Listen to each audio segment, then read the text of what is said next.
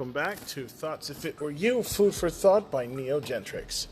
Now, I remember last time I talked about your personal appearance, and I did say that we were going to start a whole new segment here, and it's going to be basically on communication, and how to have basically good communication, not only with your peers, but with the people around you in your community and or your co-workers, okay? But before I go more in depth into this, even though I've already covered how your personal appearance can affect your communication, let's stop and think about what is communication? A very simple question, yet with a not so very simple explanation. The definition, however, is fairly simple, okay?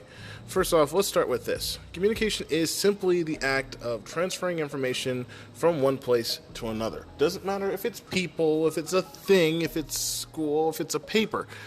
It's still communication, okay? And although this, like I said, is a simple definition, when we think about how we communicate, the subject becomes a lot more complex, okay? There are various categories of communication, and more than one may occur at any time or simultaneously, okay? There are the different categories of communication include, but are not limited to, spoken or verbal communication. This is basically being face-to-face via the telephone, radio, television, or basically any other kind of media. The second one is nonverbal communication. This is typically noted by your body language, gestures, how we dress or act. Remember, I covered part of that.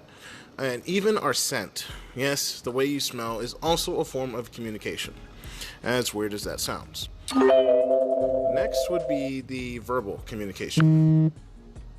The written communication. Sorry, I already covered verbal. That would basically be letters, emails, books, magazines, the internet, other media, this podcast. This, in a way, is still considered written communication and even spoken or verbal communication. This is one of those that counts as both. Finally, the last one is visualizations. Okay? That's basically graphs and charts, maps, logos, and any other visualizations that can be used to communicate a message. This also includes sign language for those who know how to use it. I'm still trying to learn it, but at the moment, I'm not doing all too great. Okay? With that being said, the desired outcome or goal of any communication process is basically just understanding what is being presented. Okay? The process of interpersonal communication cannot be regarded as a phenomena which simply happens, but should be seen as a process which involves participants basically negotiating their roles in this process, whether consciously or even unconsciously. Okay? Senders and receivers are, of course, vital in communication. In face-to-face communication, the roles of the sender and receiver are not distinct as both parties communicate with each other. So even if in very subtle ways, such as through eye contact or lack thereof, and general body language, this is usually the keen way as to how this communication works. There are many other subtle ways that we communicate, perhaps even unintentionally, with others. For example, the tone of our voice can give clues to our mood or even our emotional state, whilst hand signs or gestures can add to spoken language, like I mentioned before with the sign language. A spoken message, I'm sorry. In written communication, the sender and receiver are more distinct, and until recent times, relatively few writers and publishers were very powerful when it came to communicating the written word. So, with that being said, today we can all write and publish our own ideas online, which has led to the explosion of information and communication possibilities. There are endless possibilities. Yeah, okay?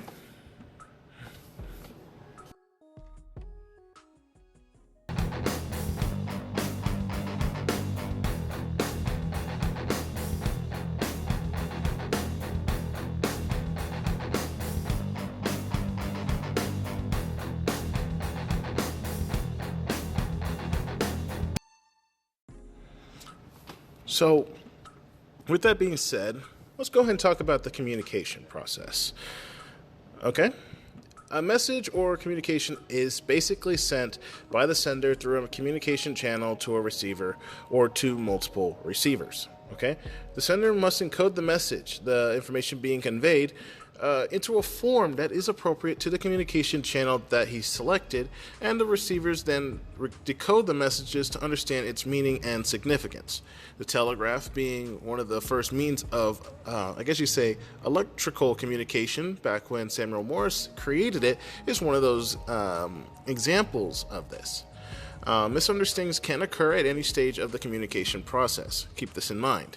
While the telegraph was very, very useful, it wasn't exactly foolproof. Okay? Effective communication involves minimizing potential misunderstandings and overcoming any barriers to communication at each stage in the communication process. Okay? One of the things I'm going to talk about a little bit later is going to be the barriers to effective communication, but we'll get to that when we reach there. Okay? An effective communicator understands their audience, first off, and they choose appropriate communication channels, hones their message to these channels, and then encodes the message to reduce misunderstanding by the receivers. They will also seek out feedback from the receivers as to how the message is understood, and then attempt to correct any misunderstandings or confusions as soon as possible. Okay? Receivers can use techniques such as clarification and reflection as effective ways to ensure that the message was sent and has been understood correctly. Okay? So basically, the communication process works as follows. The sender sends the message, encoding it through a channel to be decoded by the recipient. The recipient then sends feedback through the same channel, encoding it, and then it gets decoded by the original sender to be able to determine what they said. That's basically how it works. Okay? Next would be communication channels. Communication theory states that communication involves a sender and a receiver, or receivers, depending on how it's being conveyed or to whom. Like for me, to you guys. I'm not sending this to one person, I'm sending this to everyone who chooses to listen. And in doing this, it's conveying information through a communication channel. Okay, and in my case, it would be Anchor. Communication channels, in the term given to the way in which we communicate, it's basically, how do I put this? Let me back up a second here. First off, there are multiple communication channels available to us today, okay? And this is understood from what I said previously. For example, like I said, face-to-face telephone calls, text messages, email, internet, especially social media such as Facebook, Twitter, the radio, TV, and even written letters, though not as common, which are still used. Others would be brochures or reports, just to name a few. Now, choosing an appropriate communication channel is vital for effective communication, like I mentioned before, as each communication channel has different strengths and weaknesses. Let me give an example. Broadcasting news of an upcoming event via a written letter might convey the message clearly to one or two individuals, but it will not be a time or cost-effective way to broadcast a message to a large number of people. Okay, but on the other hand, conveying complex technical information is better done via a printed document rather than via a spoken message, since the receiver is able to assimilate the information at their own pace and then revisit the items that they do not fully understand because it's all right there in front of them. Okay, so keep this in mind. Written communication is also useful as a way of recording what has been said. For example, taking minutes in a meeting is one of the main functions.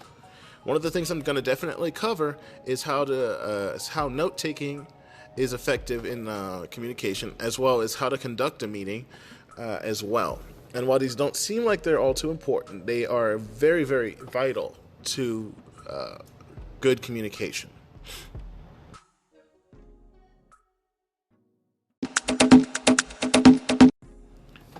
Okay, so now that I've got that out of the way, let's go ahead and talk about encoding messages. Okay? All messages must be encoded into a form that can be conveyed by the communication channel chosen for the message. This is understood. We all do this every day when we're transferring abstract thoughts into spoken words or written form. However, other communication channels require different forms of encoding. i.e., text writing for a report will not work well if broadcasted via a radio program, and the short abbreviated text used in text messages would be considered inappropriate if sent via a letter, obviously. And complex data may be best communicated using a graph or chart or other visualizations. You wouldn't exactly present that data in a written text document, and if you did, I honestly doubt anyone would read it, unless they're a technical analysis person who needs all that data versus an actual chart, which gives more detail. Effective communication communicators encode their message with their intended audience in mind, as well as the communication channel. This involves an appropriate use of language, conveying the information simply and clearly, anticipating and eliminating likely causes of confusion and misunderstanding, and knowing the receiver's experience in decoding other similar communications. Successful encoding of messages is a vital skill in effective communication. With that being said, unfortunately, it seems that, and I've had a request for this, I'm going to have to cover a topic on the importance of plain English. And it's not that it's something that I assume that everyone should have. It's just that the fact that we've gone so far away from what we were originally taught and the way things are in school now that this main topic isn't being carried like it's supposed to, I feel like I need to at least cover it for those who don't know or haven't been taught, more so than the ones who already know who just need a refresher. So with that, next I want to talk about the decoding of messages, okay? Once received, the receivers need to decode the message. Successfully decoding is also a vital communication skill, okay? People will decode and understand messages in different ways based on any barriers to communication, which might be present their experience and understanding of the context of the message, their psychological state, and the time and place of receipt, as well as many other potential factors. Understanding how the message will be decoded and anticipating as many of the potential sources of misunderstanding as possible is the art of a successful communicator. Okay? I want to make sure that's at least understood.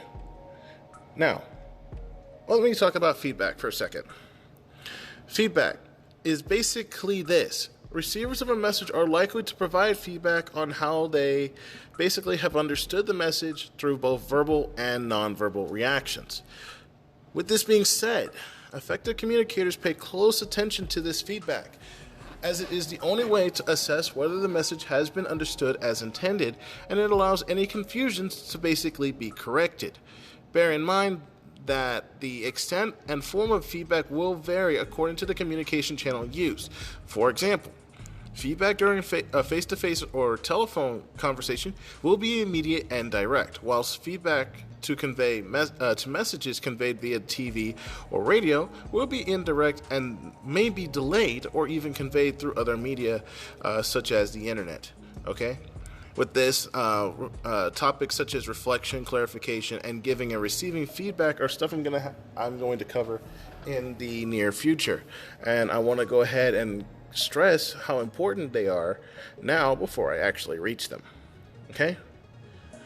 So, in conclusion, to everything that I basically covered on what is communication, being able to communicate effectively is the most important of all life skills. Okay? You can learn how to do a dozen different things, especially a lot of the stuff that I've already talked about before, and especially how to be healthy, but if you can't communicate, it makes it harder to go through life. Imagine trying to talk to a person who only speaks Spanish, but you only know English. There is a huge barrier between the two. I'm sure there are still some words between the two that are understood, as I don't properly speak Spanish, but I can understand it because I have studied it for a short period. There is a slight barrier there. Okay? So with that, I thank you for listening. I will be picking it back up with the next topic in my next podcast, which may or may not be too far gone after this one. We're going to cover interpersonal communication skills next. And with that, have a great rest of your day, and thank you for listening.